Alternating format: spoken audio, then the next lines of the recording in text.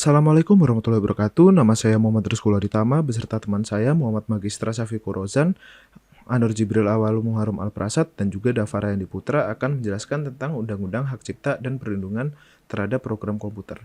Di sini saya jelaskan poin-poinnya terlebih dahulu, yaitu yang pertama hak cipta, yang kedua jenis ciptaan yang dilindungi, yang ketiga beberapa hal terkait hak cipta, yang keempat perlindungan terhadap karya cipta, yang kelima alasan maraknya hak cipta terhadap perangkat lunak di Indonesia, yang keenam upaya mengatasi pelanggaran hak cipta.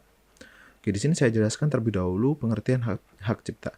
Hak cipta adalah hak eksklusif bagi pencipta atau penerima hak untuk mengumumkan atau memperbanyak ciptaannya atau memberikan izin untuk itu, dengan tidak mengurangi pembatasan-pembatasan menurut peraturan perundang-undangan yang berlaku.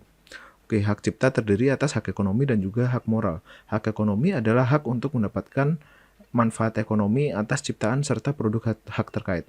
Hak moral adalah hak yang melekat pada diri pencipta atau pelaku yang tidak dapat dihilangkan atau dihapus tanpa alasan apapun walaupun hak cipta atau hak terkait telah dialihkan. Oke, pencipta, ciptaan, dan juga pemegang hak cipta. Pencipta merupakan orang-orang yang melahirkan suatu ciptaan yang dituangkan ke dalam bentuk yang khas dan bersifat pribadi. Ciptaan merupakan hasil setiap karya pencipta yang menunjukkan keasliannya dalam bidang ilmu pengetahuan, seni, ataupun sastra. Dan pemegang hak cipta merupakan pemilik hak cipta atau pihak yang menerima hak tersebut dari pencipta atau pihak lain yang menerima lebih lanjut hak dari pihak yang menerima hak tersebut. Oke, fungsi dan sifat hak cipta. Hak cipta dianggap sebagai benda bergerak, dapat beralih atau dialihkan, baik seluruh maupun sebagian karena pewarisan, hibah, wasiat, perjanjian tertulis atau sebab-sebab lain yang dibenarkan oleh peraturan perundang-undangan. Dalam hal pewarisan, hak cipta setelah pencipta meninggal dunia menjadi milik ahli waris dan hak cipta tersebut tidak dapat disita, kecuali jika hak itu diperoleh dengan melawan hukum. Hak cipta yang tidak atau belum diumumkan setelah pencipta meninggal dunia menjadi milik ahli warisnya, dan hak cipta tersebut tidak dapat disita, kecuali jika hak itu diperoleh dengan melawan hukum. Hak cipta atas ciptaan yang penciptaannya tidak diketahui. Karya peninggalan prasejarah, sejarah, benda budaya nasional, dan hasil kebudayaan rakyat yang dimiliki oleh warga. Untuk mengumumkan atau memperbanyak ciptaan tersebut, orang yang bukan warga negara Indonesia harus terlebih dahulu mendapat izin dari instansi yang terkait. Oke, untuk selanjutnya akan dijelaskan oleh teman saya.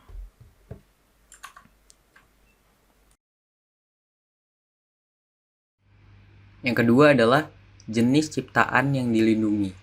Satu yaitu buku, program komputer, pamflet, layout, karya tulis yang diterbitkan, dan semua hasil karya tulis lain. Kedua ada ceramah, kuliah, pidato, dan ciptaan lain yang sejenis. Yang ketiga ada alat peraga yang dibuat untuk kepentingan pendidikan dan ilmu pengetahuan. Yang keempat ada drama atau drama musikal, tari, koreografi, pewayangan, dan pantomim. Yang kelima ada seni rupa dalam segala bentuk seperti seni lukis, gambar, seni ukir, seni kaligrafi, seni pahat, dan seni terapan. Yang keenam ada arsitektur, peta, seni batik, fotografi, sinematografi, terjemahan tafsir, saduran, dan karya lain dari hasil pengalih wujudan. Yang ketiga ada beberapa hal terkait hak cipta. Yang pertama ada hal yang tidak memiliki hak cipta. Apa saja? Yang pertama ada hasil rapat terbuka lembaga-lembaga negara. Yang kedua ada peraturan perundang-undangan. Yang ketiga pidato kenegaraan atau pidato pejabat pemerintah. Yang keempat ada putusan pengadilan atau penetapan hakim. Yang terakhir ada keputusan badan arbitrase atau putusan badan-badan sejenis lainnya. Untuk yang kedua ada hal yang tidak dianggap pelanggaran hak cipta, yaitu ada pengumuman atau perbanyakan lambang negara dan lagu kebangsaan menurut sifatnya yang asli. Yang kedua ada pembuatan salinan cadangan suatu program komputer oleh pemilik program komputer yang dilakukan semata-mata untuk digunakan sendiri. Yang ketiga ada pengambilan berita aktual sesuatu baik keseluruhan maupun sebagian dari kantor berita, lembaga penyiaran, dan surat kabar atau sumber sejenis lain. Yang ketiga ada masa berlaku hak cipta. Hak cipta atas ciptaan buku, pamflet, dan semua hasil karya tulis lain dan terus berlangsung hingga 50 tahun setelah pencipta meninggal dunia.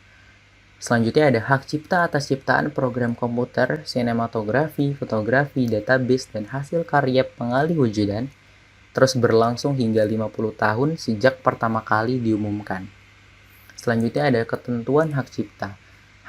Hak eksklusif adalah hak yang semata-mata diperuntukkan bagi pemegangnya, sehingga tidak ada pihak lain yang boleh memanfaatkan seperti mengumumkan atau memperbanyak hak tersebut tanpa izin pemegangnya.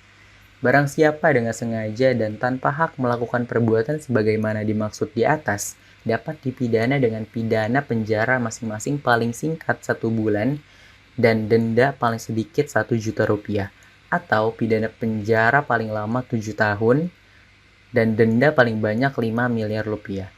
Barang siapa dengan sengaja dan tanpa hak memperbanyak penggunaan untuk kepentingan komersil atau program komputer dipidana dengan pidana penjara paling lama 5 tahun dan denda paling banyak 500 juta rupiah.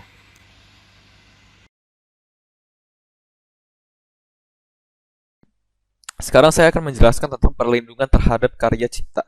Yang pertama, peraturan UU-HC terhadap karya cipta program komputer, yaitu ini di pasal 1 ayat 8 tentang definisi program komputer. Program komputer adalah sekumpulan instruksi yang diwujudkan dalam bentuk bahasa, kode, skema, ataupun bentuk lain, yang apabila digabungkan dengan media yang dapat dibaca dengan komputer, akan mampu membuat komputer bekerja untuk melakukan fungsi-fungsi khusus atau untuk mencapai hasil yang khusus, termasuk persiapan dalam merancang instruksi-instruksi tersebut. Selanjutnya ada pasal 12 ayat 1A tentang ciptaan yang dilindungi. Dalam undang-undang ini, ciptaan yang dilindungi adalah ciptaan dalam bidang ilmu pengetahuan, seni dan sastra yang mencakup buku, program komputer, pamflet, layout karya tulis yang diterbitkan, dan semua hasil karya tulis lain. Selanjutnya ada pasal 15 ayat 1G tentang pembuatan salinan cadangan. Pasal ini menyatakan bahwa pembuatan salinan cadangan suatu program komputer oleh pemilik program komputer yang dilakukan semata-mata untuk digunakan sendiri tidak dianggap sebagai pelanggaran hak cipta. Selanjutnya ada juga di pasal 30 ayat 1 tentang ciptaan program komputer bahwa masa berlaku ciptaan program komputer adalah 50 tahun sejak ciptaan tersebut diumumkan. Yang terakhir, pasal 72 ayat 3 tentang pembajakan. Barang siapa dengan sengaja dan tanpa hak memperbanyak penggunaan untuk kepentingan komersial suatu program, dipidana dengan pidana penjara paling lama 5 tahun atau denda paling banyak 500 juta rupiah. Selanjutnya ada pendaftaran hak cipta. Untuk pendaftaran hak cipta, sertifikat pendaftaran hak cipta perangkat lunak menjadi prima facie evidence untuk proses hukum pada saat terjadinya pembajakan. Pasal 35 UU-HC, pendaftaran hak cipta diselenggarakan di Ditjen HKI dan akan dimuat dalam daftar umum ciptaan.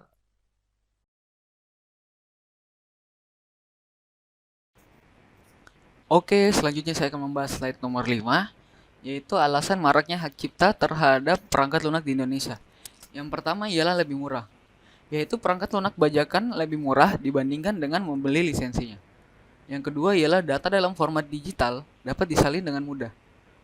Data yang dimuat dalam format digital memudahkan pemakainya melakukan penyalinan pada data-data dari satu media ke media yang lain. Yang ketiga, kecenderungan mencoba sesuatu yang baru.